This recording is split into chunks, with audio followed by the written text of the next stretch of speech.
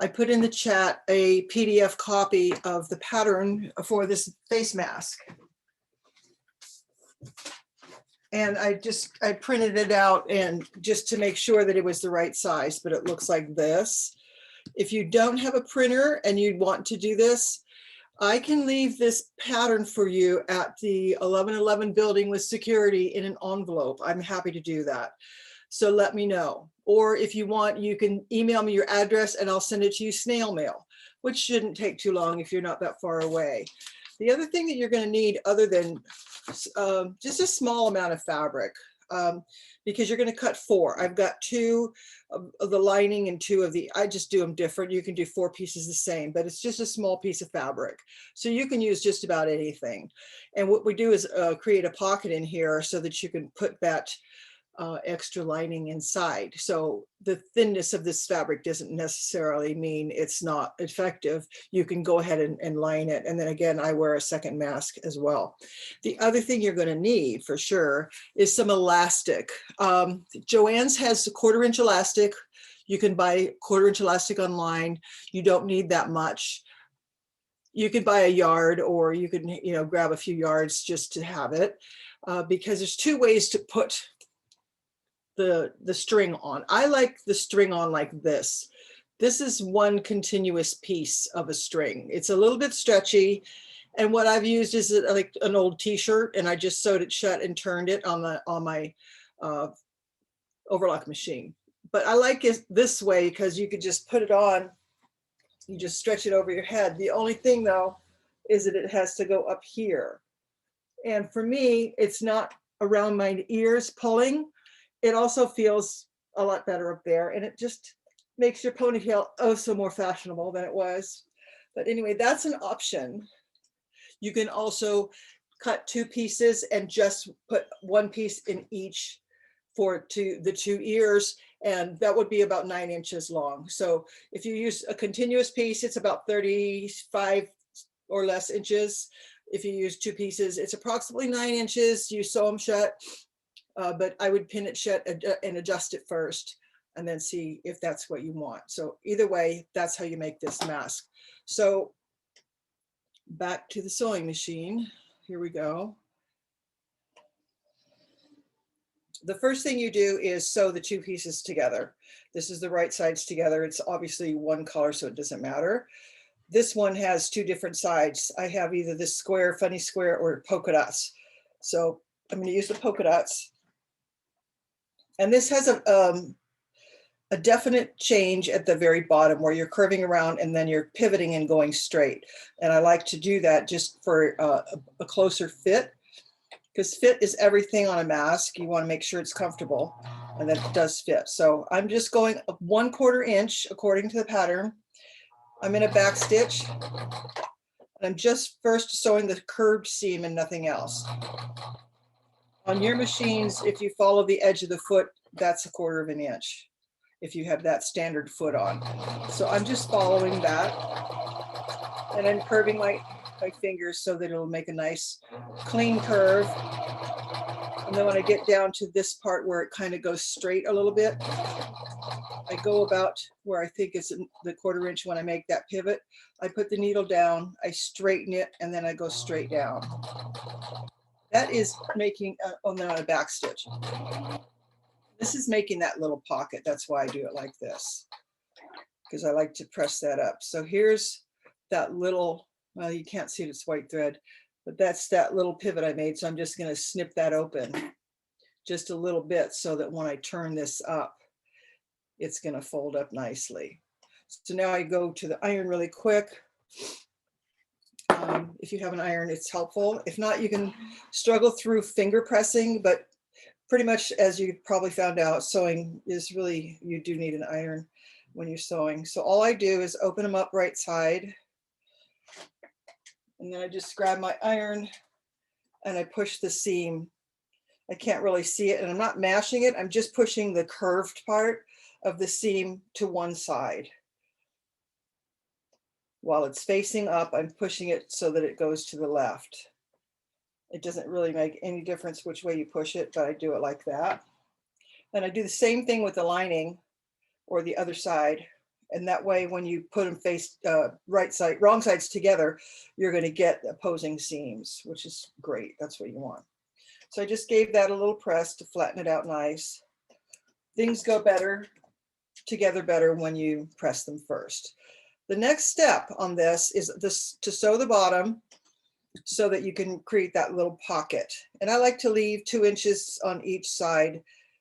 I like to leave about a 4-inch opening, which leaves it's not exact measurement. You can just kind of wing it. I just go about the length of the first part of my finger. I pin that right there. You don't have to pin the middle part. You line it up for sure, but you don't have to pin it because we're not going to sew over there. We're going to jump. So there's the other half of what I'm sewing shut. Oh, I'm sorry. First, what you do is I went to my overlock machine and I overlocked the edges of this fabric. But what you would do on your machine is go ahead and put it on zigzag.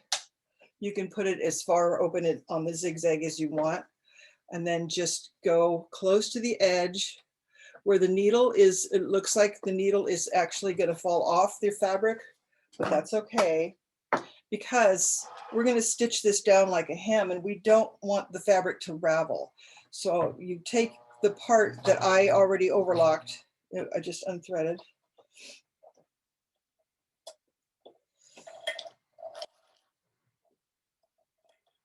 These machines are a little slower than the other ones, so I should have noticed that unthreading.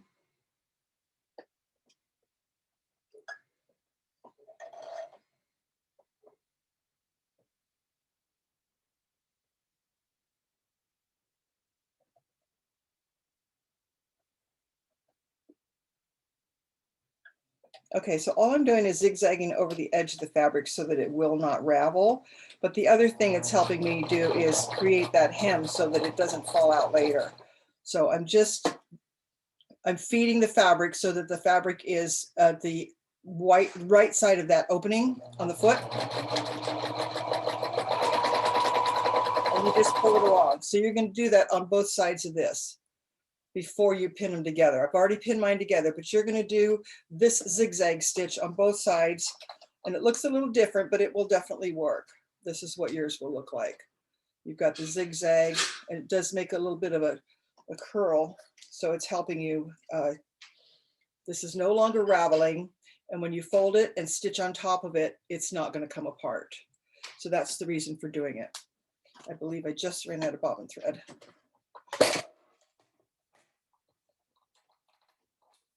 Something happened.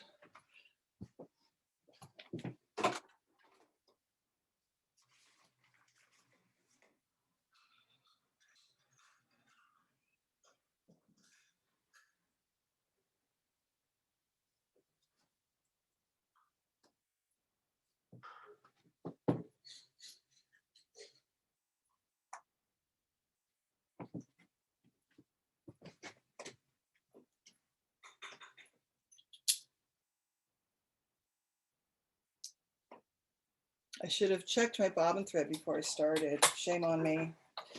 You guys know to do that, right? I'm bringing my thread up.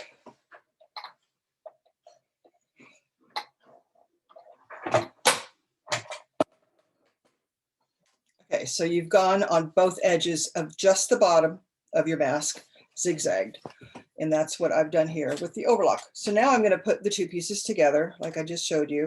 And I'm going to, at this time is a 1/2 inch, which is a little further over. I'm going a full 1/2 inch over here, and I'm sewing that only to the pin that I marked. So hold that thread down. Oops, we don't want to do zigzag. Go back.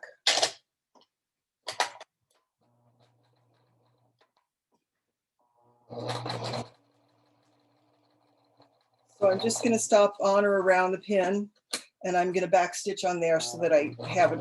I'm going to back stitch twice because this is going to get that filter going in and out. So you want to make sure you have an extra back stitch. I can just hop straight over here to the next one, to the next pin. And now I take the pin out and I back stitch twice. To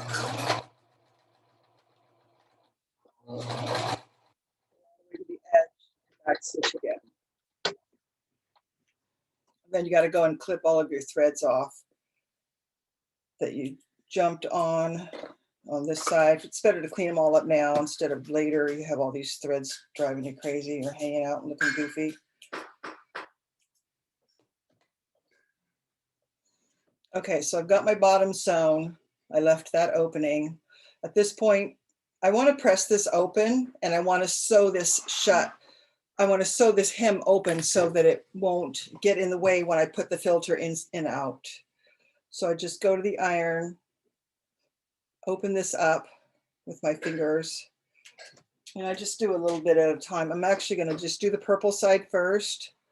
There's that fold that I snipped, and you're just going to press it upward or press it toward the inside, basically, is what you're doing.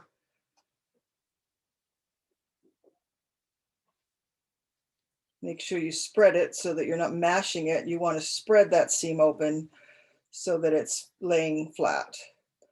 Now I'm pressing the white side and I'll go back and press the other half of the purple side. So now I've created my pocket, but in order for it to stay without driving me crazy, like you don't want to put your filter in and out and have this thing keep getting in the way. So now you just go straight on each side, and this is why you zigzagged over it, and just make a straight across hem, basically.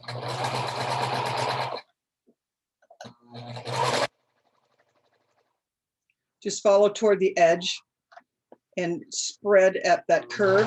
It's a little bit of a curve, but this just fits your face nicer instead of making it flat. So I'm pulling it, spreading it while I sew this. You don't need to back stitch on this. We're just putting that hem in. And then I go down the other side, just pressing open as you go. And then go around that curve. That's the part that tucks right under your chin.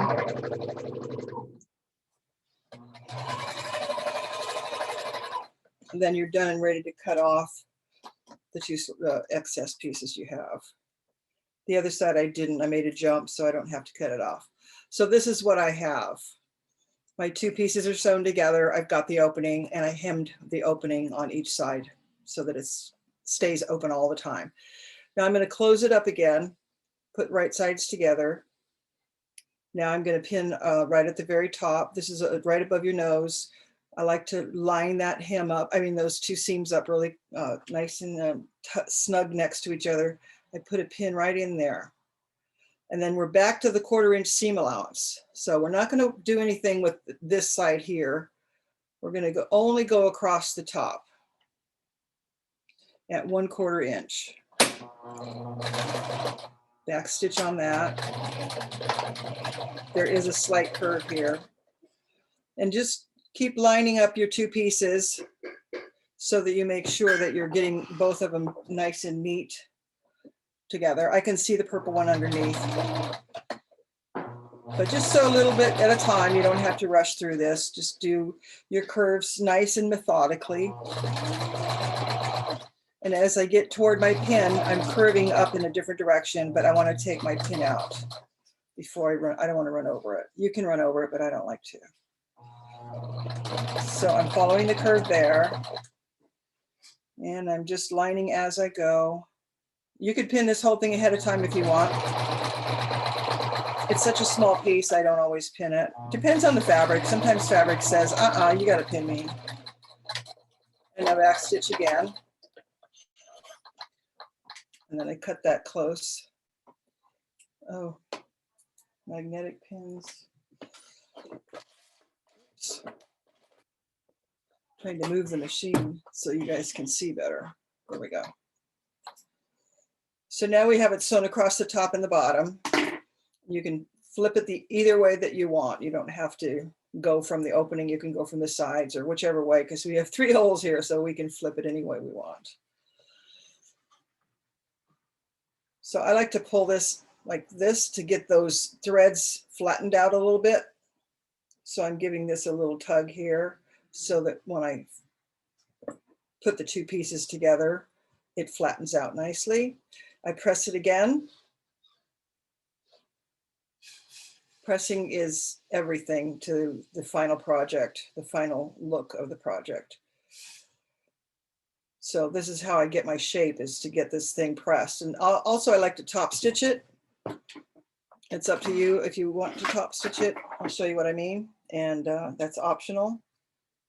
If you're going to be wearing this a lot, I would suggest you top stitch it. Sometimes I forget to top stitch it.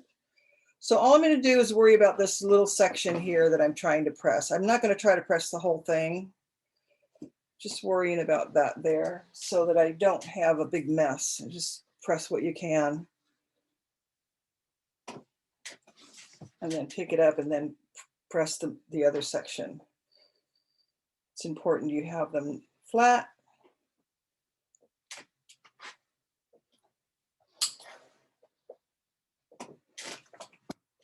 And one more little section here. So I just pressed one little curve at a time so that I could get everybody without smashing it. Okay, so now we want to make a little casing for the elastic. So I would go back to my overlock machine and I would overlock over that and that. I didn't press that very good. But I'll just go with what you guys have, which is this sewing machine that I'm working on. And I will do the zigzag thing again. I'm going to go to the widest zigzag. And I'm putting both pieces in at the same time. Both the purple and the white are together. And I'm going to zigzag that edge nice and wide. The needle is coming off the fabric on the right-hand side, and that's what I want. It's protecting it that way. It's not really necessary that you backstitch, but you can, just to have a little extra stack of stitches there. And this may look a little funky there with all those bad hairs sticking up, but all you do is pull on them a little bit, and then you can trim them off so that it looks better. Just don't cut your zigzag. Just give it a quick haircut is all. Same thing over here.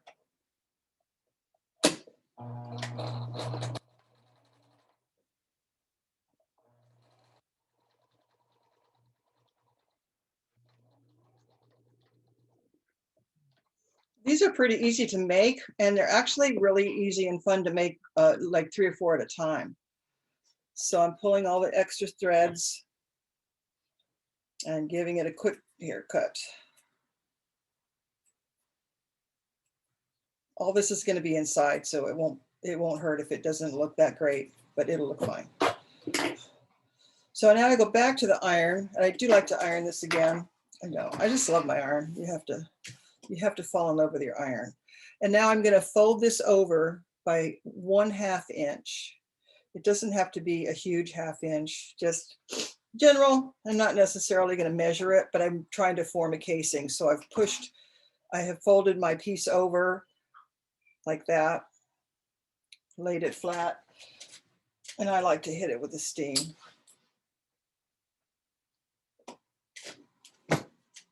I'm not so worried about that top one lining up yet. I can mash that in while I'm ready to sew it. So here's flatten that out, and then here's my other 1/2 inch. Like I said, it doesn't have to be super accurate. We're just making a casing. So that's pressed down and ready to go. I'm going to go back to straight, no more zigzag.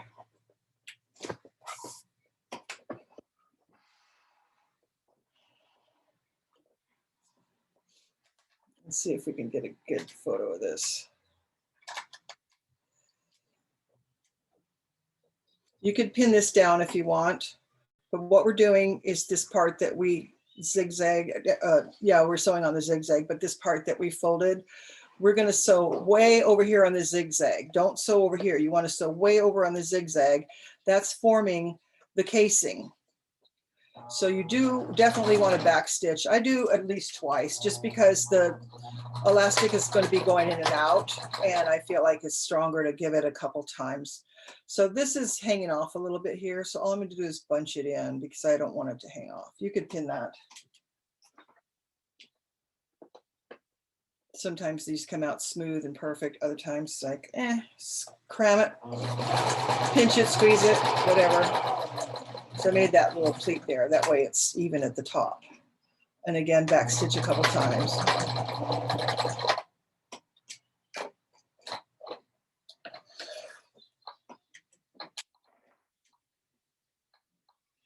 Trim your threads off close. And we're almost done. Do the same thing. Again, go ahead and pin it if you feel better. Totally fine.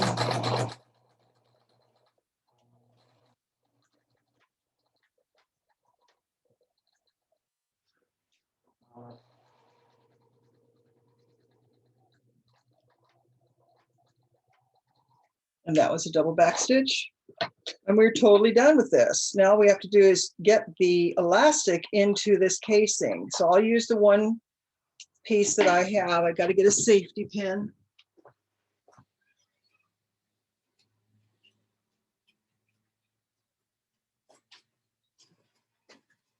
So hopefully you guys have a safety pin around somewhere. So all you need is like a decent size one, not a little tiny one. So a decent size safety pin. And this is how you would get any kind of elastic or any kind of drawstring into a casing that you've made, is put a safety pin on it. You don't put it on the very, very end. I'm using this stretchy knit that I made from a t-shirt. You go down a little bit. Don't do it on the very tip. It'll just pull out. But you just push the safety pin onto that. And I like to start from the bottom, and I just push the safety pin in there, and then I take my thumb and I shove, and then I push as much of the fabric as I can onto the safety pin. Now I grab the top of my safety pin, which is right here, and then I wiggle. It's sometimes a little hard to get that little fold in there, but I wiggle it until I get it in there. So it went in. Again, I bunch it all on the safety pin. There's the top of it, and then I pull it through. So that's how you would get elastic on just about anything. It's called insertion elastic. If you were making a pair of drawstring pants or a little drawstring bag, that's how you would do it.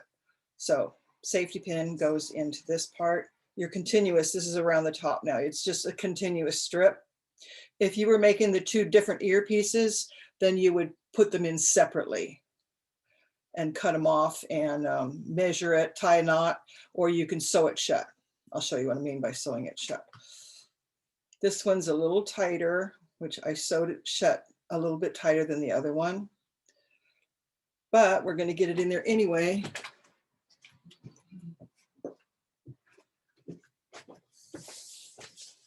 I made it a little bit too tight, but instead of going back to the drawing board, I just use my needle nose. Yay, yay.